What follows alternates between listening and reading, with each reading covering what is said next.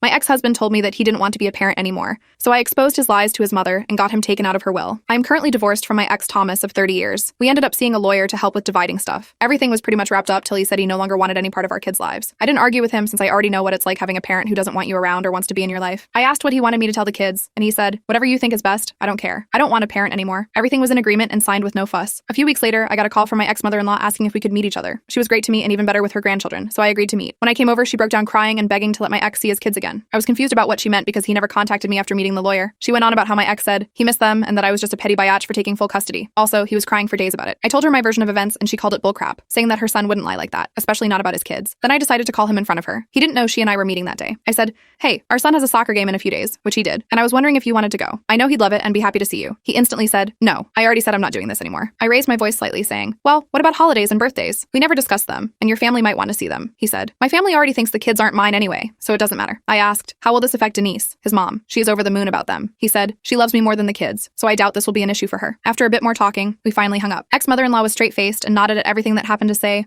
okay. She asked me to leave and said we would be in touch. Later that day, I got a call from my ex saying how it was my fault he was kicked out of his mom's house and possibly will be taken off her will. Also, none of his family members will talk to him because of what ex-mother-in-law heard. He threw a lot of insults at me before I hung up. I plan to let Denise see the kids because she just wants to give them the world along with the rest of his family.